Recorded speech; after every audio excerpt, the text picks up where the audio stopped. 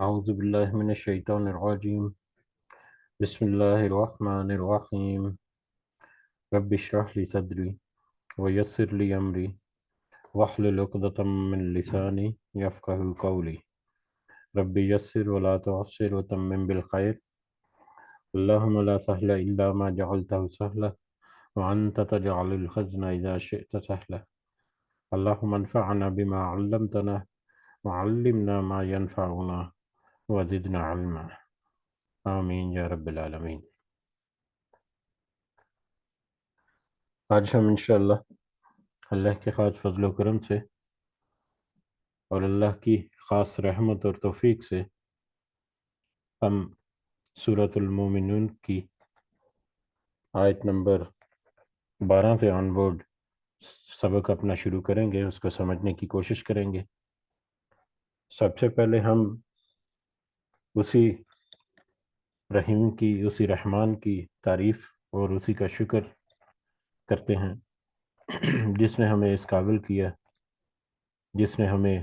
یہ مہلت دی، جس نے ہمیں یہ موقع دیا، جس نے ہمیں یہ وسائل اور یہ رزق عطا کیا، جس نے ہمارے دلوں کو اس قابل کیا کہ ہم اس کے بابرکت کلام کو سمجھنے کی کوشش کریں۔ اللہ تعالیٰ سے دعا ہے کہ اس میں ہمیں استقامت نصیب فرمائے، اس کی صحیح سمجھ عطا فرمائے، اس کے ذریعے سے اللہ تعالیٰ ہمیں اپنی اصلاح کرنے کی توفیق عطا فرمائے، اور دنیا کے ساتھ ساتھ اللہ تعالیٰ ہمیں آخرت کی کامیابی عطا فرمائے۔ آمین یا رب العالمین۔ اور جیسا کہ ہم نے پچھلی مجلس میں الحمدللہ سورۃ المومنون شروع کی تھی، اور اس کی جو شروع کی آیات ہیں اس کے بارے میں ہم نے ایک حدیث بھی ذکر ہوئی تھی کہ نبی کریم صلی اللہ علیہ وسلم کے اوپر جب یہ وحی نازل ہوئی تو انہوں نے اس وحی کے وقت حضرت عمر رضی اللہ تعالیٰ عنہ وہ بھی موجود تھے، اور انہوں نے ہی یہ کوٹ کی کہ نبی کریم صلی اللہ علیہ وسلم نے کہا کہ مجھ پر 10 آیات نازل ہوئی ہیں کہ جو کوئی ان کو پورا کر لے یا جو کوئی ان کے مطابق اپنا عمل کر لے تو اس کے لیے جنت کی بشارت۔ تو پہلی 10 آیات، یہ پہلی 11 آیات اس میں مسلمانوں کے لیے یا مومنین کے لیے کرنے کے کیا کام ہیں جو کہ جس جنت کی بشارت ہے وہ ذکر ہوئے تھے۔ تو پہلی 11 آیات جو ہم نے پڑھی تھی اس کو ہم ایک دفعہ ترجمہ اس کا دہرا لیتے ہیں۔ اللہ تعالیٰ فرماتے ہیں آیت نمبر 1 سے آنورڈ، یقیناً ایمان والوں نے فلاح حاصل کر لی جو اپنی نماز میں خشوع کرتے ہیں۔ نمبر 1۔ نمبر 2، یہ کون سی چیزیں ہیں جو مومنین جس کے ذریعے سے فلاح حاصل کر سکتے ہیں؟ نمبر 2، جو لغویات سے منہ موڑ لیتے ہیں، اور اس کے بعد جو زکوٰۃ ادا کرتے ہیں یا جو تزکیہ کرتے رہتے ہیں یا تزکیہ کی طرف متوجہ رہتے ہیں، اور اس کے بعد جو اپنی شرم گاہوں کی حفاظت کرنے والے ہیں بجز اپنی بیویوں اور ملکیت کی لونڈیوں کے، یقیناً یہ ملامتوں میں سے نہیں ہے، جو اس کے سوا اور کچھ چاہیں وہی حد سے تجاوز کرنے والے ہیں، اور اس کے بعد جو اپنی امانتوں اور وعدے کی حفاظت کرنے والے ہیں، اور پھر جو اپنی نمازوں کی نگہبانی کرتے ہیں۔ یہ سارے لوگ جو ہیں یہی وارث ہیں جو فردوس کے وارث ہوں گے، جہاں وہ ہمیشہ ہمیشہ رہیں گے۔ تو بہت ہی مختصر سی ان آیات میں اللہ تعالیٰ نے بہت ہی وسیع ایک نصیحت جو ہے، بہت ہی وسعت بھری نصیحت جو ہے وہ ہمیں کی، جو پہلی 11 آیات میں ہم نے دیکھی۔ اس کے آگے ہم بڑھتے ہیں آج آیت نمبر 12 سے آنورڈ، اور ہم دیکھتے ہیں کہ آگے اللہ تعالیٰ ہمیں کیا نصیحت کرتے ہیں یا کیا اللہ تعالیٰ کی آیات ہیں۔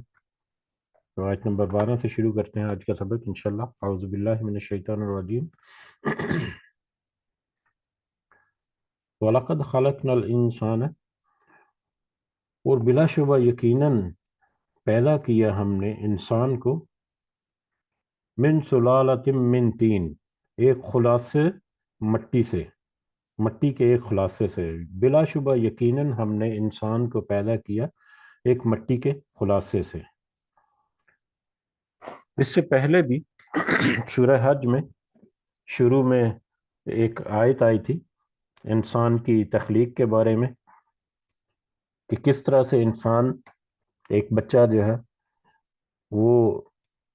مٹی سے اٹھ کر اللہ تعالیٰ کی خاد قدرت سے اپنی ماں کے پیٹ میں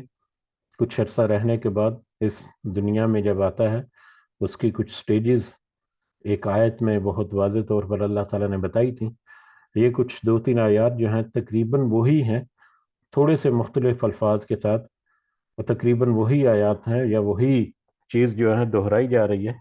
اور ہم دیکھیں گے کہ آیت نمبر 22 تک ہم جب دیکھیں کریں گے آج، تو اس میں ہم دیکھیں گے کہ ترتیب کیا ہے یہ جو آیات ہیں، پہلی 11 آیات۔ تو اب یہاں پر انسان کی تخلیق کے بارے میں اللہ تعالیٰ دوبارہ سے کچھ آیات بتا رہے ہیں، اور کچھ نئے طریقے سے، یا کچھ تھوڑے سے الفاظ کی تبدیلی کے ساتھ۔ تو یہاں پر ہے کہ ہم نے انسان کو پیدا کیا ایک مٹی کے خلاصے سے، یا اکثر اس کا جو ترجمہ ہے وہ مٹی کے جوہر سے بھی آتا ہے۔ مٹی کا جوہر یا مٹی کا خلاصہ یا جوہر ایک ایسی چیز جو کشید کر کے کسی چیز سے اس کا عرق یا اس کا جو نچوڑ ہے اس کو حاصل کیا جاتا ہے، جس میں اس ساری چیز کی ساری پراپرٹیز، ساری اس کی خصوصیات، ساری اس کی طاقت، ساری اس کی توانائیاں، اور ساری اس کی جتنی پراپرٹیز ہوتی ہیں وہ سب کشید شدہ جو مادہ ہوتا ہے اس میں وہ شامل ہوتی ہیں۔ جیسے عرق ہے، عرق مختلف طرح کے عرق، گلاب کا عرق یا پھولوں کے عرق ملتے ہیں، ایون کہ کچھ پھلوں کے عرق بھی ملتے ہیں، مختلف چیزوں کے عرق ان کو سامنے رکھیں تو آپ کو ویزیبلی دیکھنے میں وہ صرف پانی ہی نظر آئیں گے، پانی بوٹل میں بڑا ہوا ہے، لیکن ہر ایک، اور اس میں الگ الگ حواس ہوتے ہیں، وہ پورے جو جس چیز کا عرق نکالا ہوا اس کی پوری خصوصیات اس میں منون اسی طرح سے جمع کی ہوئی ہوتی ہیں، خلاصہ اس کا کیا ہوتا ہے۔ اسی طرح نیکٹر بھی اس کو انگلش میں بولتے ہیں، نیکٹر تو ایک تھوڑی سی نسبتاً الگ چیز ہے، لیکن نیکٹر میں بھی اس کسی پھل سے اس کا جو صحیح جو عرق ہے یا صحیح اس کی ایکسٹریکٹ جو ہے وہ نکالے ہوتے ہیں، جس میں اس پھل کی ساری توانائیاں اور ساری اس کی جتنی بھی پراپرٹیز ہیں وہ جمع ہوتی ہیں۔ تو اس طرح سے انسان نے ایک مختلف الفاظ میں یہاں پر کیا کہ ایک ایسی مٹی کے عرق سے انسان کو یا جوہر سے انسان کو پیدا کیا جس میں اس کی ساری توانائیاں جو ہے وہ موجود ہیں۔ اس کو ہم فردر بھی آگے چل کر دیکھیں گے کہ کس طرح سے یہ، یعنی پہلے بہت دفعہ پڑھا ہوا ہے اس لیے ہم بہت زیادہ تفصیل میں دوبارہ نہیں جاتے، کہ زمین سے ہی انسان جو ہے وہ خوراک حاصل کرتا ہے، اور وہیں سے اپنی زندگی کو بھی قائم رکھتا ہے، اور اسی خوراک یا اسی انرجی سے جو زمین سے حاصل کرتا ہے، پودوں یا پھلوں یا اناج کی شکل میں یا جانوروں کے گوشت کی شکل میں، تو اسی سے پھر وہ اس کا انسان کا جوہر، چاہے مرد کا ہو یا عورت کا ہو، وہ بھی انہی توانائیوں سے حاصل کردہ، مطلب اسی زمین سے حاصل کردہ توانائیوں سے پیدا ہوتا ہے، جس کو پھر آگے بڑھ کر ایک نئی زندگی کا پیش خیمہ جو ثابت ہوتا ہے۔ بہرحال مٹی کے جوہر سے اللہ تعالیٰ کہتے ہیں کہ ہم نے انسان کو بے شک پیدا کیا۔ ثم جعلناہ نطفہ، پھر ہم نے اسے بنایا ایک قطرہ، پھر اسے ایک قطرہ بنایا۔ نطفہ ایک قطرہ، عام طور پر یہ جو مرد کا جو مادہ ہوتا ہے اس کو کہتے ہیں، لیکن یہ مرد اور عورت دونوں کے ہوتے ہیں، دونوں کے اجزاء یا دونوں کے جو ریپروڈکٹیو سیلز ہیں جو مل کر آگے ایک نئے انسان کی تخلیق کی طرف پہلا قدم ہوتے ہیں، تو وہ در حقیقت ایک نطفہ ہوتا ہے۔ ملینز اور ٹریلینز، خربوں کے تعداد میں جو سپرمز ہوتے ہیں، اس میں سے بہترین سپرم اللہ تعالیٰ چوز کر کے اس کو پھر ایک خاص مطلب ترکیب کے ذریعے سے اس کو پھر آگے فرٹیلائزیشن ہوتی ہے، اس کی جو نطفہ، جس کو سب سے پہلی اور سب سے ارلی سٹیج جو ہے وہ نطفہ، اس کو قرآن مجید میں کہا گیا، اور فی قرار مکین، پھر اس نطفے کو پھر ایک محفوظ ٹھکانے میں یا ماں کے رحم میں ایک محفوظ جگہ پر اس کو ٹھہراتے ہیں اللہ تعالیٰ، ایک محفوظ ٹھکانے میں اس کو رہنے کی جگہ پھر عطا کرتے ہیں، یا ایک محفوظ ٹھکانے میں یا ایک ٹھکانے میں محفوظ کر دیتے ہیں اللہ تعالیٰ اس نطفے کو۔ ثم خلقنا النطفہ، پھر ہم نے بنایا اس نطفے کو یا اس نطفے سے علقہ، ایک جمع ہوا خون، ایک علقہ، پھر اس نطفے کو ہم نے علقہ میں تبدیل کر دیا۔ اور علقہ ہم نے پچھلی دفعہ دیکھا تھا کہ عام طور پر اس کا مطلب جو ہے وہ جمع ہوا خون کیا جاتا ہے، لیکن اس کے در حقیقت 3 معنی ہیں، جو 3 کے 3 معنی اس پورا جو پروسیس ہے فرٹیلائزیشن کے بعد جو پورا ایمبرونک پروسیس ہے اس میں ہوتا ہے کہ ایک تو جمع ہوا خون شروع کی سٹیجز میں وہ ایک ریڈ بلاٹ یا ریڈ کلاٹ سا نظر آتا ہے، جو بالکل خون کی طرح لگتا ہے لیکن در حقیقت خون نہیں ہوتا، اس میں خون کے علاوہ باقی بہت سارے اجزاء جو ہیں وہ ہوتے ہیں۔ اس کے علاوہ لیچ لائک یا جونک کی طرح نظر آنے والا ایک کوئی جسم، اور اس کو ایک اینگل سے اگر دیکھا جائے تو وہ جونک کی طرح نظر بھی آتا ہے، اس کی جو ظاہری کیفیت یا ظاہری اس کی شکل و صورت ہے۔ اور تیسرا سم تھنگ دیٹ کلنگز، جو چپک جاتی ہے یا چمٹ جانے والی چیز، تو وہ کیونکہ ماں کے رحم میں ایک خاص ایک محفوظ ٹھکانے پر چمٹی ہوئی ہوتی ہے، تو اس لیے اس کو علاقہ بھی کہا جاتا ہے۔ تو تینوں لفظ جو ہے یا تینوں مطلب جو ہے اس کے، وہ اسی طرح سے پورے اترتے ہیں اس پورے پروسیس میں، اس کے انڈرسٹینڈنگ میں اگر دیکھیں تو۔ بہرحال پھر ہم نے اس قطرے کو ایک علاقہ میں تبدیل کر دیا یا علاقہ بنایا، فَخَلَقْنَا الْعَلَقَ مُضْغَةً، پھر ہم نے بنایا جمع ہوا خون یا علاقہ کو لوتھڑا، پھر ہم نے اس علاقہ کو لوتھڑا بنایا۔ لوتھڑا عام طور پر اس کا ترجمہ جو ہے وہ گوشت کا ٹکڑا جو ہے یا گوشت کا لوتھڑا کیا جاتا ہے، لیکن لوتھڑا ایک ایسی چیز ہوتی ہے جو نہ تو گوشت کی طرح اس میں ریشے ہوتے ہیں، نہ ہی پانی کی طرح مایا ہوتا ہے، بس میڈیم سی کیفیت ہوتی ہے۔ جیسے اگر ہم کچھ اجزاء دیکھیں یا کچھ پارٹس آف باڈی دیکھیں، جیسے یہ کلیجی ہے کلیجی ہے، یا جیسے پھیپڑے وغیرہ ہیں، یا جیسے گردے وغیرہ ہیں، ان کے اگر آپ ان کو دیکھیں تو وہ جس طرح گوشت کے ریشے ہوتے ہیں اس طرح سے نہیں ہوتا، یہ تھوڑا سا ڈفرنٹ ہوتا ہے اس سے، لیکن بہرحال یہ ایک ٹھوس مادہ ہوتا ہے جو چیز، اس کو عام طور پر گوشت کا لوتھڑا جو ہے سمجھنے کے لیے آسانی کے طور پر ترجمہ کیا جاتا ہے۔ تو بہرحال ہم نے اس علاقہ کو، اس جمع ہوا خون یا جو لیچ لائک سبسٹنس جو چپکی ہوئی ہے ماں کے رحم میں، اس کو پھر ایک خون کا، اس میں جب شروع کے کچھ ہفتوں میں اس میں جب بہت تیزی سے ریپروڈکشن ہوتا ہے اور بہت تیزی سے سیل تقسیم ہو کر اس کا جب وہ جسامت میں بڑھتا ہے، تو وہ شروع میں وہ بالکل ایسا نیم مادہ سا قسم کا خون کا لوتھڑا یا گوشت کا لوتھڑا سا لگتا ہے، نظر آتا ہے، پریکٹیکلی بھی ایسے ہی، فزیکلی بھی ایسا ہی وہ نظر آتا ہے۔ فَخَلَقْنَا الْمُضْغَةَ عِظَامًا، تو پھر ہم نے بنایا لوتھڑا ہڈیاں، پھر ہم نے اس لوتھڑے سے، اس گوشت پوشت کا جو بھی لوتھڑا بنایا، اس میں سے ہم نے ہڈیاں تخلیق کی۔ پھر تیسری سٹیج جو ہے اس کے بعد ہڈیوں کی ہے۔ سب سے پہلے نطفہ ہے، نطفہ کو ایک خاص مقام پر محفوظ کیا اللہ تعالیٰ نے، پھر اس کا ایک گوشت کا لوتھڑا یا گوشت ٹائپ ایک لوتھڑا بنایا، پھر اس سے ہڈیاں جو ہیں وہ اللہ تعالیٰ نے پیدا کی۔ اور ہڈیاں ظاہر ہے ڈفرنٹ طرح کے کیمیکلز اور ڈفرنٹ طرح کے اجزاء مل کر ایک خاص ترتیب سے، ایک خاص اللہ تعالیٰ کی جو حکمت ہے یا ایک خاص اللہ تعالیٰ نے جو قدرت رکھی ہے اس نظام میں، اس کے تحت وہ ہڈیاں بنتی ہیں اس میں۔ فَكَسَوْنَا الْعِظَامَ لَحْمًا، پھر ہم نے پہنایا ہڈیاں گوشت، پھر ہم ہڈیوں کے اوپر ہم نے گوشت چڑھایا۔ اب یہ لحم ہے جس کو ہم عربی زبان میں عام کھانے والا گوشت بھی ہم کہتے ہیں لحم، تو پھر ہم نے ہڈیوں کے اوپر لحمن گوشت چڑھایا۔ یہ جو مسلز ہیں، ریشے والے مسلز، اور جس سے پھر انسان کی ظاہری بناوٹ اور ظاہری جو پوری خوبصورتی یا شکل و صورت جو ہے وہ سامنے واضح ہو کر نظر آ جاتی ہے، اور یہ ایک ریشے دار اور مضبوط قسم کا ایک کنسٹرکشن ہے جو اللہ تعالیٰ کی طرف سے تعمیر ہوئی یہاں پر۔ بہرحال پھر ان ہڈیوں کے اوپر گوشت چڑھایا، اللہ تعالیٰ کہتے ہیں ثم انشأناہ خلقا آخر، اور پھر ہم نے بنا دیا اسے ایک اور صورت، ہم نے اسے ایک اور صورت بنا دیا۔ آخر یہاں پر جو ہے یا اس کا مطلب اخرى بھی اس کو اردو میں کہا جاتا ہے، جس کا مطلب ہے ادرز۔ جو کوئی بھی چیک لسٹ دیکھے نا،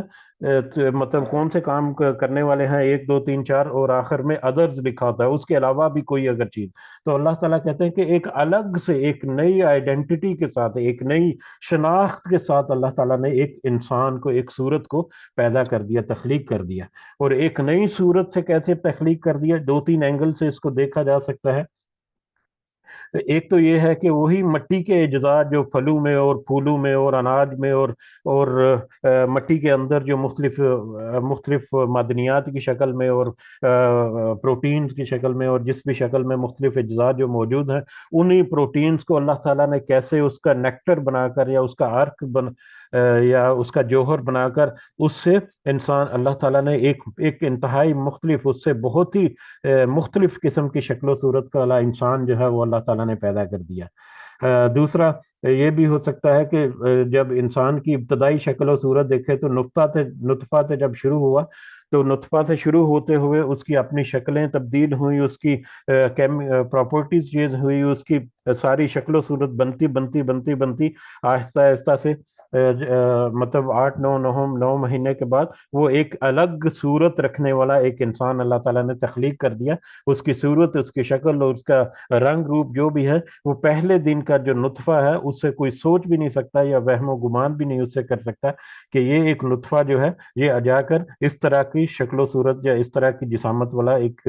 بچہ جو ہے وہ تخلیق ہوگا یا ایک انسان اللہ تعالیٰ بنا دیں گے۔ اس کے علاوہ بھی اگر دیکھا جائے تو ایک الگ انسان، ایک الگ شکل و صورت یا ایک نیا مطلب ادر ٹائپ، جیسا کہ ہم نے ذکر کیا، تو اگر ہم ماں اور باپ کو دیکھیں تو اس ماں اور باپ کے جو ریپروڈکٹیو سیلز جو آپس میں مل کر آگے پھر نئی ایک زندگی کی تخلیق کا باعث بنتے ہیں، جب ہم اگر ان کو بھی دیکھا جائے تو وہ بذات خود بھی زندہ ہوتے ہیں، یعنی مدر اور فادر کے جو سیلز ہیں وہ بذات خود ایک زندگی ہوتے ہیں، ایک زندہ ہوتے ہیں۔ پھر اللہ تعالیٰ ان دونوں زندگیوں کو ملا کر ایک تیسری، ایک الگ اور ایک نئی زندگی اس میں سے تخلیق کر دیتا ہے۔ بہرحال بہت سارے اور بھی مختلف پہلوؤں سے اس کو دیکھا جا سکتا ہے کہ کس طرح سے ایک اور صورت، ایک الگ صورت اللہ تعالیٰ اس سارے پروسیس سے تخلیق کر کے اس دنیا میں ہمارے سامنے اس کو کھڑا کر دیتا ہے۔ لیکن پھر انسان کیا کرتا ہے اس کے بارے میں پہلے ہم نے کچھ آیات پڑھی ہیں۔ فتبارک اللہ احسن الخالقین، سو بہت برکت والا ہے اللہ جو بہترین پیدا کرنے والا ہے تمام پیدا کرنے والوں سے۔ ایک تو یہ ہے کہ اللہ تعالیٰ برکت والا ہے جو کہ بہترین پیدا کرنے والا ہے، مخلوقات کو تخلیق کرنے والوں میں سے بہترین تخلیق کرنے والا ہے، اور دوسرا یہ بھی ہے کہ اللہ تعالیٰ جو ہے وہ بہترین تخلیق کرنے والا ہے اور اس میں بہت برکت رکھنے والا بھی ہے۔ یہ تقریباً وہی آیات تھوڑے سے مختلف الفاظ کے ساتھ، اور ہم نے دیکھا کہ تھوڑے سے مختلف الفاظ سے کتنا زیادہ فرق پڑتا ہے اس کی ایکسپلینیشن میں یا اس کے جو مزید جو اس کے پہلو نکلتے ہیں اس میں۔ ثم انکم بعد ذالک لمیتون، پھر بے شک تم اس کے بعد یقیناً مرنے والے ہو، اس کے بعد یقیناً ایک وقت آنے والا ہے جب تمہاری موت آ جائے گی۔ اب یہ جو وقت، یہ جو پچھلی آیت اور اس آیت کے درمیان کہہ لیں کہ ایک پوری زندگی کو مقید کر دیا اللہ تعالیٰ نے کہ اس طرح سے تمہاری حیثیت یا تمہاری کیا کیفیت تھی یا کہاں سے تمہیں انسان کو اٹھا کر اللہ تعالیٰ نے پیدا کیا، پھر اس کو زندگی بخشی، زندگی کے اوپر پھر اللہ تعالیٰ کی حفاظت اس کے موت کے وقت تک رکھی، پھر ساری اس کو رزق عطا کیے، سارے اس کے دنیا کے وسائل عطا کیے، پھر اس نے جو بھی کردار کیا، جو بھی اس نے کیا، اس کو نصیحت علم اور رسولوں کی تعلیمات اور سارا کچھ ملنے کے بعد آخر کار پھر ثم انکم بعد ذالک لمیتون، کہ بے شک عنقریب پھر اس کے بعد تم مرنے ہی والے ہو، تمہیں پھر موت کا مزہ چکھنا ہے۔ ثم انکم یوم القیامت تبعثون، پھر تم دوبارہ بے شک تم قیامت کے دن سب اٹھائے جاؤ گے، تم دوبارہ پھر تم قیامت کے دن اللہ کے حضور پیش ہو جاؤ گے کہ ایک دفعہ تمہاری تخلیق ہوئی، تمہیں زندگی ملی، تم نے زندگی میں کیا حاصل کیا، کیا کھویا، کیا پایا، سارا کچھ اپنا سیونگ اکاؤنٹ لے کر، سیونگ اکاؤنٹ تو اللہ تعالیٰ کے پاس محفوظ ہے، اس کو سارا کے سب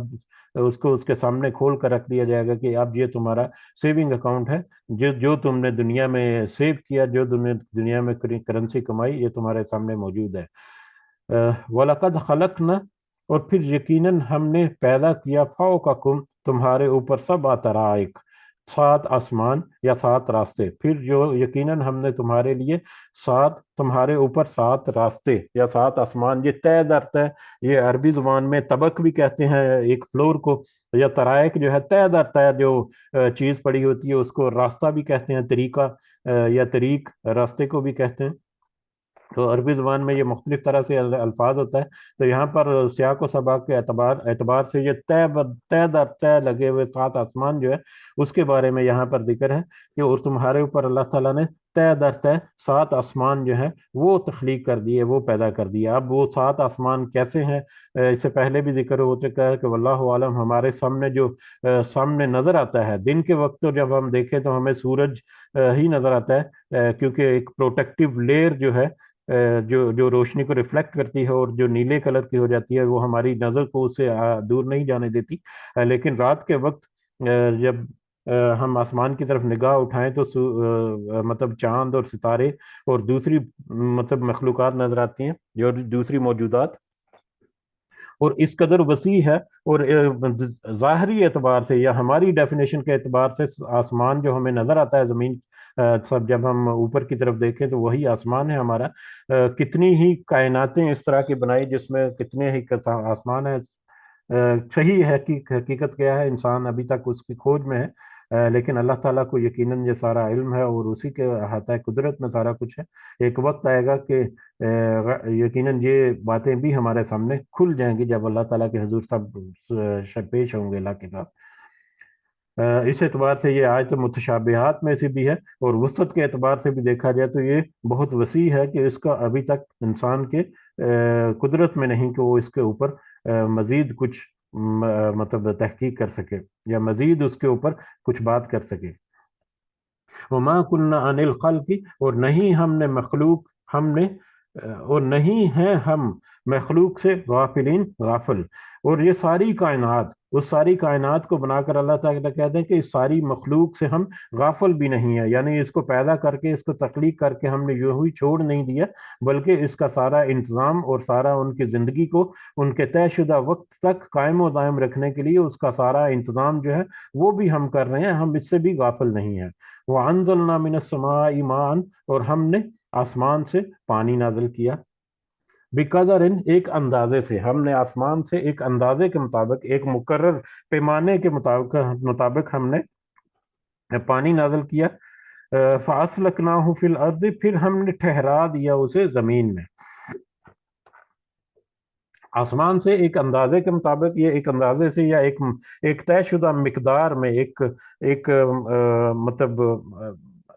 جتنی ضرورت ہے اتنی مقدار میں اللہ تعالیٰ کہہ رہے ہیں کہ ہم نے آسمان سے پانی نازل کیا۔ اب اس میں بھی بہت ساری چیزیں یا بہت ساری مطلب آیتیں ہمارے سامنے مزید کھل کر آتی ہیں۔ پہلے بھی آسمان سے پانی کا بارش ہونا جو ہے وہ بہت دفعہ بہت ساری آیات میں ذکر ہوا، لیکن وہی آیت جو ہے، وہی جو کنسپٹ ہے، اس کو صرف ایک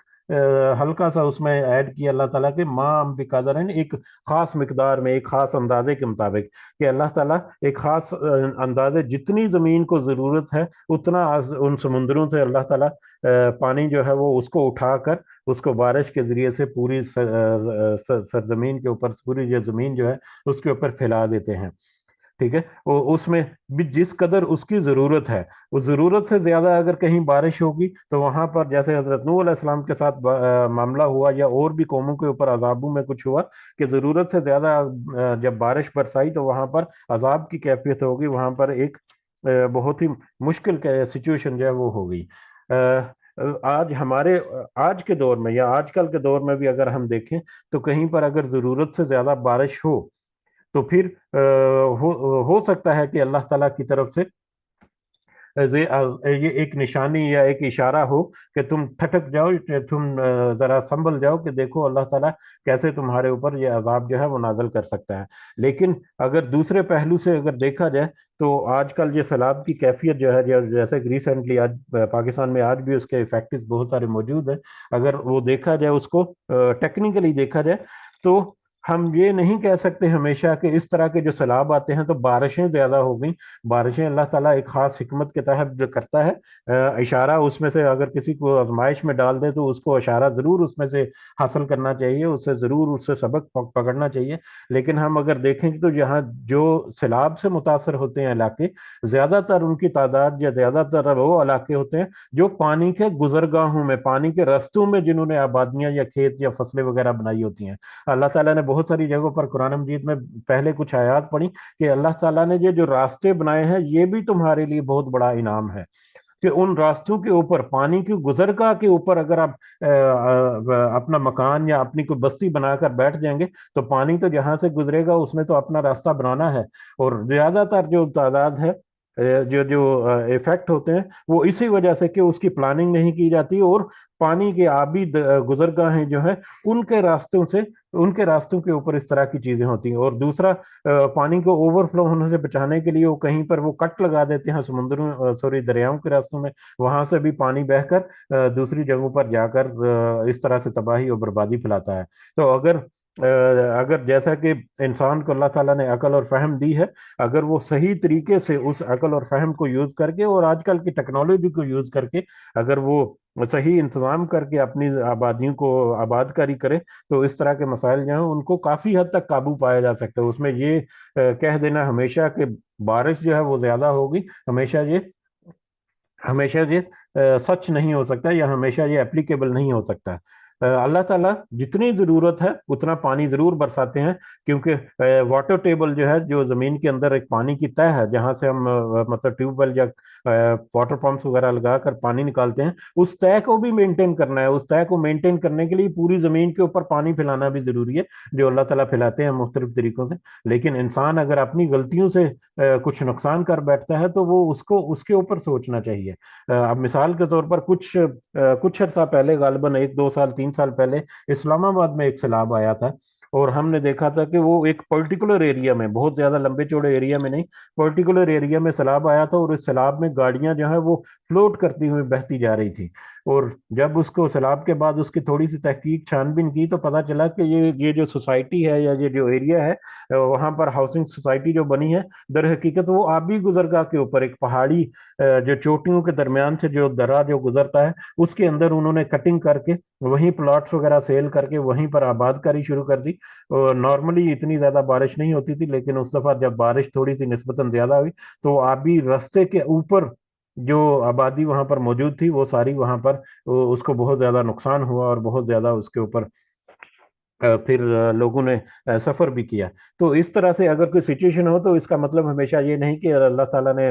बारिश ज्यादा भेज दी। हाँ, अगर कोई इंसान के ऊपर आजमाइश आए किसी भी सूरत में, तो उस आजमाइश से सबक हासिल करना इंसान का ये वतीरा होना चाहिए, अदरवाइज वो मजीद खसारे में चला जाता है। बहरहाल, ये छोटी सी आयत हमें एक मजीद इशारा करती है कि अल्लाह ताला ने जितनी इस जमीन को जरूरत है, कि जमीन में जितनी जिंदगी आबाद है, उसको कायम दायम रखने के लिए, उसका वाटर टेबल जो है उसको मेंटेन करने के लिए, उसमें नहरें नदी नाले जो हैं उसको चलाने के लिए, उसमें एक जरूरत, उसकी जरूरत के मुताबिक उसमें पानी जो है वो आसमान से मतलब बरसाया। फअस्कन्नाहु फिल अर्द, और फिर ठहरा दिया हमने उसे जमीन में, उसको जमीन में ठहरा भी दिया। जमीन में ठहरा दिया, बहुत सारे तालाब वगैरह बने होते हैं जो पानी स्टोरेज के काम आते हैं, वहां पर पानी जो है वो वहां पर आके मतलब स्टोर हो जाता है, या दरियाओं और नदी नालों में भी पानी वो बहता है। और सबसे बड़ी जो स्टोरेज, मतलब जो खजान कहते हैं उसको अरबी में, जो स्टोरेज जो सबसे बड़ा है पानी का जखीरा जो है, वो पहाड़ों के ऊपर बर्फ की शक्ल में होता है। कि जाकर वहां पर अल्लाह ताला पहाड़ों के ऊपर उसको बर्फ बनाकर वहां पर जमा देते हैं, जहां से फिर वो आहिस्ता आहिस्ता आहिस्ता आहिस्ता पिघल कर सारा साल फिर वो पानी जो है पूरी जमीन के मुख्तलिफ इलाकों के जो पानी की जरूरियात जो है उनको वो पूरा करता रहता है। और उससे नबातात की जिंदगी भी चलती है, इंसान की जिंदगी भी चलती है, वाटर टेबल जो है वो भी मेंटेन होता रहता है। और ये एक बहुत ही खूबसूरत आयत है, जिसको बस बहुत ही अच्छे अच्छे तरीकों से लोगों ने पैदा किया, और अल्लाह की कुदरत जो है वो उसमें नजर आती है, कि किस तरह से इंसानी जिंदगी का एक अहम पहलू बारिश जो है उसको अल्लाह ताला ने, पानी जो है, पानी का निज़ाम जो है वो अल्लाह ताला ने कायम किया हुआ है। व इन्ना अला जहाबिन, और बेशक हम ले जाने पर इसके इसके किसके इस पानी के ले जाने पर बेशक हम लकादिरुन, कुदरत रखने वाले हैं। और हम ये भी कुदरत रखते हैं कि इस पानी को हम इससे ले जाएं, इस जमीन से पानी को ले जाएं। ये दो तरह से हो सकता है। एक तो ये है कि कभी बारिश ना बरसाए और पानी का जो वाटर टेबल है वो इतना नीचा चला जाए कि जो दरिया और नदी नाले जो हैं वो भी खुश्क हो जाए, और आपकी रोजाना की जिंदगी जो है उसको बरकरार रखने के लिए पानी मुयसर ना हो। इवन के ट्यूबवेल वगैरह जो हैं वो भी अगर लगाएं तो पानी इतनी निचली सतह पर चला जाए कि वहां से पानी मुयसर ना आ सके। अल्लाह ताला इस पर भी कुदरत रखते हैं कि तो हो सके वो पानी को ले जाए। और यह दूसरा ये भी है कि जब پانی بخارات کی شکل میں اٹھتا ہے، آئی تھنک 75-80% جو بادل ہیں یا اس سے بھی زیادہ، وہ سمندر سے جو پانی اٹھتا ہے بخارات کی شکل میں،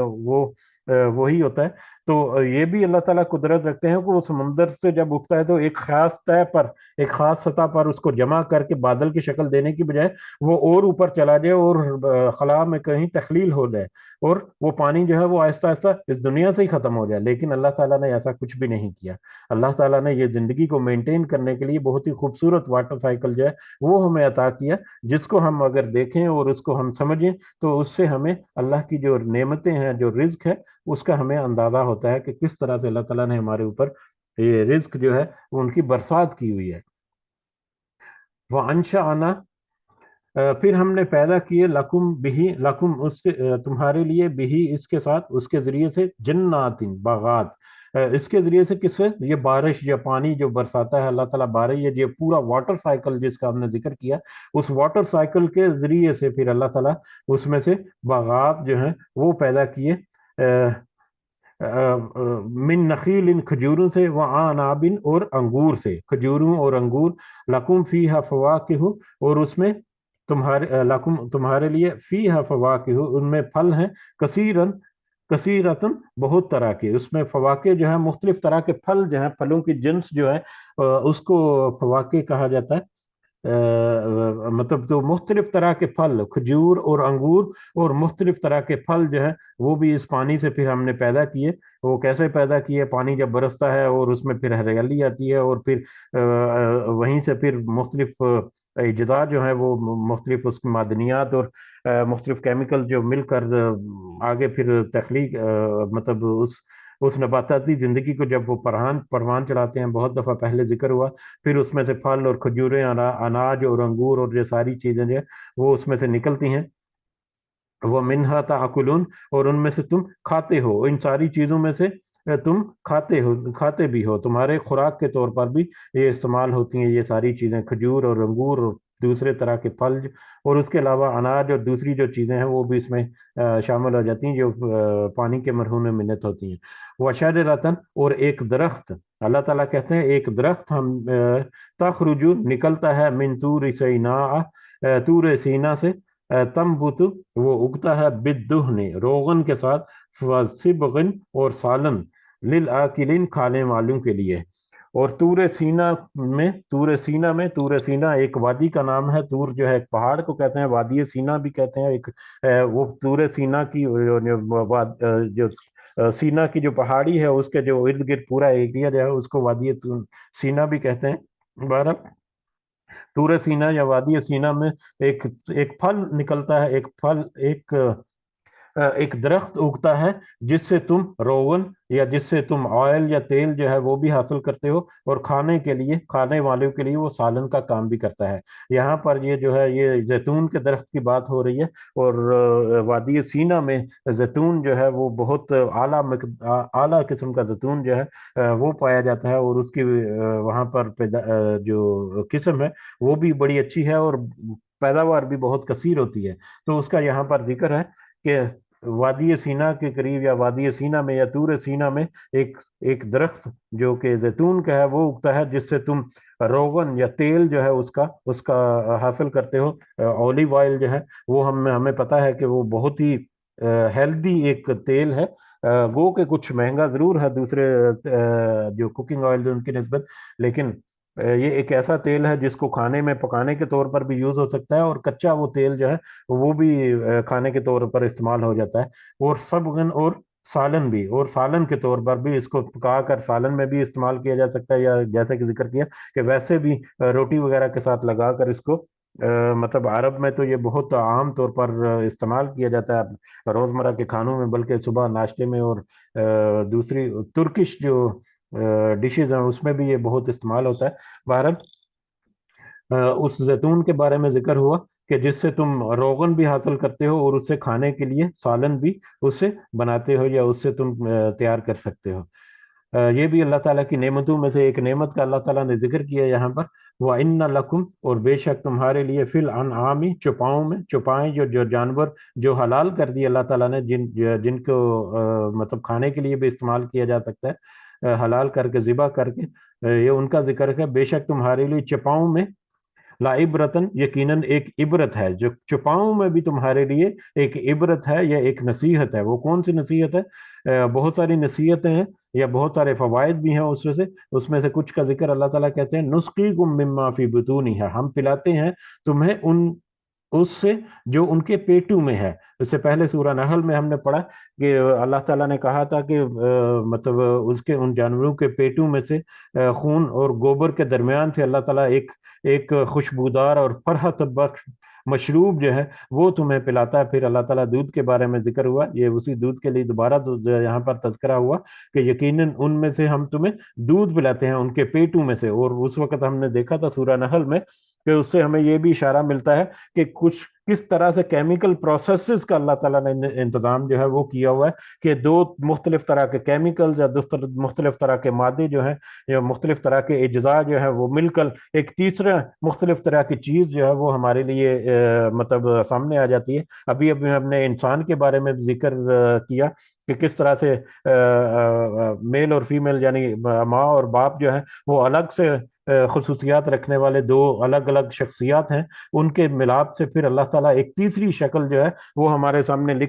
پیدا کر دیتے ہیں، جس کی اپنی آئیڈینٹیفیکیشن ہے، جس کا اپنا کردار ہے، جس کی اپنی شکل و صورت ہے، جس کی اپنی جسامت ہے، جس کی ہر چیز الگ ہے اپنے ماں باپ سے۔ تو بہرحال اسی طرح سے یہ کہ اس کے پیٹوں میں سے، جانوروں کے پیٹوں میں سے بھی مختلف چیزوں کو ملا کر اس کے خون اور گوبر کے درمیان سے، جو خون اور گوبر دونوں بدبودار چیزیں ہیں، ان کے درمیان میں سے اللہ تعالیٰ ایک خوشبودار فرحت مشروب جو ہے اس کی یاد دہانی ہمیں ہوگی سورہ نحل کی اس آیت کی کہ اللہ تعالیٰ وہ ہمیں پلاتے ہیں۔ وَلَكُمْ اور تمہارے لیے فِيهَا مَنَافِعٌ كَثِيرَةٌ ان میں بہت سارے اور بھی فائدے ہیں ان میں تمہارے لیے، جیسا کہ یہاں پر آگے ذکر ہے وہ مِنْهَا اور ان میں سے تَأْكُلُونَ تم کھاتے ہو، اور ان جانوروں میں سے تم ان کو گوشت کھانے کے لیے استعمال کرتے ہو، اپنی غذا کے لیے بھی یوز کرتے ہو۔ وَعَلَيْهَا اور ان پر ان جانوروں پر، وَعَلَى الْفُلْكِ اور ان کشتیوں پر، تحملون تم سوار بھی کیے جاتے ہو، تم سواری بھی کرتی ہو ان جانوروں پر اور ان کشتیوں کے اوپر۔ ان جانوروں کے اوپر یہاں پر ان جانوروں کا ٹاپک جو ہے یہاں پر مکمل ہوتا ہے پچھلی آیات کا کہ ان سے تم مختلف طرح سے فائدے حاصل کرتے ہو۔ اس میں تمہارے لیے نصیحت ہے کہ کیسے یہ جانور جو ہیں یہ بھی تمہارے لیے اپنی زندگیاں جو لے کر بیٹھے ہیں، یا اللہ تعالیٰ نے ان کو بھی تمہارے لیے مسخر کر دیا کہ ان میں سے تم دودھ حاصل کرتے ہو، روزمرہ زندگی کے لیے کھانے کے لیے گوشت حاصل کرتے ہو، اپنے سفر کے لیے یا اپنے مال وغیرہ کو ٹرانسپورٹ کرنے کے لیے پھر ان کو تم مختلف طرح سے استعمال کرتے ہو۔ اور پھر آخر میں علی الفلک تحملون، اس کے ساتھ ساتھ نہ صرف جانور بلکہ کشتیوں پر بھی تم سوار کیے جاتے ہو یا سوار ہوتے ہو، یا کشتیوں کے اوپر بھی تم اسی طرح سے اللہ تعالیٰ نے ان کو مسخر کر دیا تمہارے لیے، سمندروں کو اور دریاؤں کو، کہ تم کشتیوں میں خود بھی اپنا جو ٹرانسپورٹیشن ہے وہ بھی تمہارے لیے ہے، اور تمہارے سامان جو ہے اس کی ٹرانسپورٹیشن۔ اور کشتیوں کے بارے میں بھی بہت دفعہ پہلے آیات ہوئیں کہ کیسے ایک کشتی کا بنانا، پھر اس کو پانی کے اوپر ٹھہرا دینا اللہ تعالیٰ کی طرف سے، اور پانی کے جو قوت اچھال ہے اس قوت اچھال کے نتیجے میں وہ کشتی جو ہے وہ ڈوبتی نہیں ہے۔ ایک خاص ترتیب سے جب بنائی جاتی ہے، اللہ تعالیٰ نے جو انسان کو عقل اور فہم دی ہوئی ہے اس کے تحت وہ اللہ کی اس قدرت کو استعمال کرتا ہے۔ اور آج کل کی ٹریڈ، آج کل کی اتنی لیٹسٹ ٹیکنالوجی کے باوجود، فضائی سفر یا فضائی جو بھی ٹرانسپورٹیشن ہے، ایئر ٹرانسپورٹیشن ہونے کے باوجود ایک زیادہ تر جو تجارت ہے، مجھے ایگزیکٹ اس کا پرسنٹیج تو پتہ نہیں اس وقت، آسانی سے مل جائے گی۔ بہرحال اکثر جو تجارت ہے، جو مال کا جو ٹرانسپورٹیشن ہے، جو گڈز ٹرانسپورٹیشن جو ہے وہ ساری جو ہے وہ ان کشتیوں کے ذریعے یا بحری جہازوں کے ذریعے، سمندروں کے ذریعے سے ہوتی ہے۔ اللہ تعالیٰ کی یہ بہت بڑی ایک نشانی جو ہے اللہ تعالیٰ نے صرف 2 الفاظ میں یہاں پر ذکر دی ہمارے اوپر کہ ہم ان ساری چیزوں سے نصیحت حاصل کریں۔ اب اگر ہم دیکھیں کہ جو پہلی ہم نے 22 آیات ہم نے جو پڑھی ہیں اس کو ہم اگر ایک ترتیب سے دیکھیں تو اس میں 3 جو بڑے بڑے ٹاپکس ہیں وہ نظر آتے ہیں۔ پہلے تو ہم نے جو پہلی 11 آیات پڑھی اس میں تو اللہ تعالیٰ نے کہا کہ ایک مومن جو ہے وہ فلاح پانے والا ہے۔ پھر وہ مومن جو ہے اس کی تخلیق کیسے ہوئی اس کے بارے میں اللہ تعالیٰ نے بتا دیا کہ جو فلاح پائے گا اس فلاح پائے گا وہ ایک ایسا انسان جس کو اللہ تعالیٰ نے اس طرح سے پیدا کیا پھر اس طرح سے پیدا کر کے اس کے بعد اس کے لیے پھر نعمتیں بہت ساری مسخر کی اس کے لیے، کائنات کا ذکر کیا اللہ تعالیٰ نے، اس کے علاوہ جانوروں کا ذکر کیا، پودوں کا ذکر کیا، واٹر سائیکل کا ذکر کیا کہ کس طرح سے زندگی کا پورا نظام جو ہے وہ قائم رکھنے کے لیے، یعنی یہ ساری ضروریات جو ہے اللہ تعالیٰ نے انسان کی پوری کر دی، اور ساری ضروریات پوری کر کے اللہ تعالیٰ نے سب سے پہلے بتا دیا کہ تمہاری ساری ضروریات میں نے پوری کر دی ہیں، اب آؤ ذرا اس فلاح کو حاصل کرو۔ یہ ایگزیکٹلی اسی طرح سے ہے کہ جیسے کوئی مثال کے طور پر میرا دفتر کا کام ہے اور مجھے کوئی جاب اگر ملتی ہے کہیں پر، تو وہاں پر جا کے میں نے لیٹرز وغیرہ ٹائپ کرنے ہیں یا کچھ پرنٹس وغیرہ لینے ہیں، تو یہ وہ تو میرا جو آنر ہے یا فیکٹری کا مالک یا بزنس کا مالک جو ہے وہ مجھے یہ کمپیوٹر وغیرہ بھی دے گا اور مجھے اس کے ساتھ پرنٹر وغیرہ بھی دے گا کہ یہ لو اب تمہاری رسپانسبلٹی ہے، تم نے پوری کرنی ہے۔ اس کے باوجود اگر میں اس پرنٹر کو استعمال نہیں کر سکتا، اس کمپیوٹر کو استعمال کر کے اس کو آؤٹ پٹ جو اس کو چاہیے جو وہ نہیں دے سکتا، تو اس میں تو پھر میری لیک آف سکلز ہیں یا میرا لیک آف نالج ہے یا میری کچھ خامیاں ہوں گی۔ میرے پاس تو اس نے جو مجھے چاہیے اس اس اس مقصد کو حاصل کرنے کے لیے وہ تو مجھے ان سے پہنچا دیے۔ تو اللہ تعالیٰ نے اگر ہم یہ 22 آیات کو، یہ میں اپنی طرف سے تھوڑا سا اضافہ کرنے کی کوشش کر رہا ہوں کہ 22 آیات کو اگر دیکھیں تو ہم اللہ تعالیٰ یہ بھی کہہ رہا ہے کہ دیکھو میں نے تمہارے اوپر زندگی میں رہنے کے لیے، اس کے زندگی بسر کرنے کے لیے ہر چیز تمہیں مہیا کر دی، اب تمہارا کام ہے کہ ان چیزوں کو استعمال کر کے وہ فلاح حاصل کرو جس کے بارے میں نبی کریم صلی اللہ علیہ وسلم نے 10 آیات کا ذکر کیا کہ جو ان کے اوپر اپنے آپ کو پورا کر لے تو وہ اس کے لیے جنت کی بشارت نبی کریم صلی اللہ علیہ وسلم نے دی۔ تو اللہ تعالیٰ سے دعا ہے کہ اس کی صحیح سمجھ ہمیں عطا فرمائے اور اس کے ذریعے سے ہمیں اپنی اصلاح کرنے کی توفیق عطا فرمائے، اس کے ذریعے سے جو خلاصہ جس کا ابھی ہم نے نیکٹر یا جو جوہر جو ہے اس کا ذکر کیا، زمین کا جوہر، تو ان آیات کا جوہر جو ہے وہ اللہ تعالیٰ ہمارے ذہنوں میں اور ہمارے عقل و شعور میں صلاحیت کرے، اور اس کے ذریعے سے ہمیں اللہ تعالیٰ اپنی اصلاح کر کے اپنی فلاح جو ہے اس کو حاصل کرنے کے کامیاب فلاح حاصل کرنے کے قابل بنائے اللہ تعالیٰ، آمین یا رب العالمین، وما علینا الا البلاغ المبین۔ جی اگر کسی کو کچھ اضافہ کرنا ہے تو آپ کر سکتے ہیں، جزاکم اللہ خیرا کثیرا۔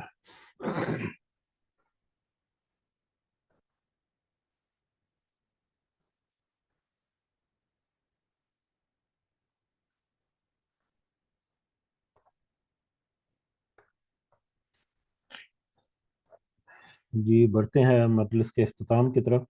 انشاءاللہ کل اگلے سبق کے ساتھ حاضر ہوں گے، سب کا دعا میں ضرور یاد رکھیں، مجھے بھی اگر موقع ملے تو اپنی دعاؤں میں ضرور یاد رکھا کریں۔ ہر انسان کے ساتھ کچھ پریشانیاں، کچھ مسائل، مشکلات ہوتے ہیں، اللہ تعالیٰ کی نعمتیں جو ہیں وہ بے شمار ہیں، اللہ تعالیٰ ہمیں شکر کرنے والا بنائے اور صبر کرنے کی ہمیں اللہ تعالیٰ توفیق اور ہمت عطا فرمائے۔ اللہ تعالیٰ ہمارے جتنے ظاہری اور باطنی مسائل، اللہ تعالیٰ ان سب میں ہماری خاص مدد فرمائے اور خاص رہنمائی اللہ تعالیٰ عطا فرمائے۔ ہماری اولاد کو اللہ تعالیٰ نیک اور صالح بنائے، ہمارے والدین کو اللہ تعالیٰ صحت سے بھرپور زندگی عطا فرمائے، جو اس دنیا میں موجود ہیں ہمارے والدین اور دوسرے بزرگ اور دوسرے احباب، اللہ تعالیٰ انہیں صحت سے بھرپور زندگی عطا فرمائے۔ جو اس دنیا سے گزر گئے ہمارے بزرگ، ہمارے والدین، بہن بھائی، رشتہ دار، عزیز و اقارب، سارے مومنین اور مومنات، اللہ تعالیٰ سب کو اپنے خاص فضل و کرم سے